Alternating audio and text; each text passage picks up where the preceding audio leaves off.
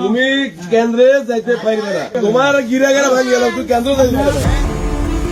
এভাবে প্রকাশ্যে ভোটারদের হুমকি দেওয়ার অভিযোগ উঠেছে বিএনপির এক নেতার বিরুদ্ধে। একটি ভিডিওতে তাকে স্পষ্ট বলতে শোনা যায়, ভোট কেন্দ্রে গেলে পা ভেঙে দেওয়া হবে।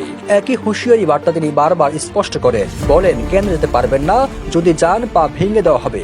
এমন একটি ভিডিও সামাজিক যোগাযোগ মাধ্যমে ছড়িয়ে পড়লে ক্ষুব্ধ প্রতিক্রিয়া জানায় নেটিজেনরা। তুমি কেন্দ্রে যাইতে পারবে না, এখানে সবাই শুনে তুমি কেন্দ্রে যাবে না, বলে দিলাম সোজা চলে যাও আর যাও। এমন ঘটনা ঘটেছে নোয়াখালীর কবিরহাটে। জানা গেছে, দাড়িপাল্লা প্রতীকের প্রচারণা চালালে বাধা প্রদান করে বিএনপির স্থানীয় এক নেতা। এ সময় ভোট কেন্দ্রে না যাওয়ার হুমকিও দেন তিনি।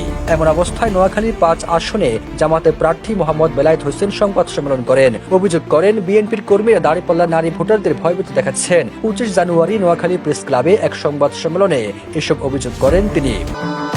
ভবিষ্যৎ হোক নিরাপদ, বিনিয়োগ হোক বিশ্বস্ত, আর আমার পছন্দ সল্ট বে।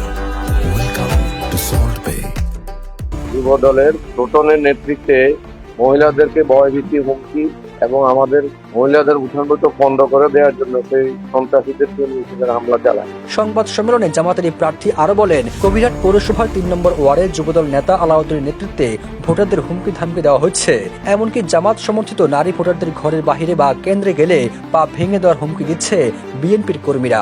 তোমার গিরাগারা ভাঙিয়ে গেল, তুই কেন্দ্র যাইতে পারবে না। জামাতের প্রার্থী বলেন, এসব ঘটনার ভিডিও ফুটেজ সহ প্রশাসনকে দেওয়ার পরও তারা কোনো ব্যবস্থা নিচ্ছে না। এমন অবস্থায় প্রশাসনের নিরপেক্ষতা নিয়ে শঙ্কিত বলেও জানান তিনি।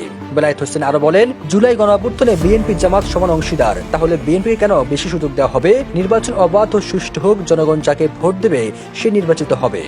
নির্বাচনে জনগণ যাকে ভোট দিবে তারা রাষ্ট্র ক্ষমতা যাবে, দেশ পরিচালনা করবে। আগামী ১২ ফেব্রুয়ারি জাতীয় সংসদ নির্বাচনে ভোট গ্রহণ হবে। ২২ জানুয়ারি থেকে নির্বাচনী প্রচারণা কাজ শুরু হয়েছে, যা শেষ হবে ১০ ফেব্রুয়ারি। সবুজ আলম, নিউজ ডেস্ক, ইত্তেফাক।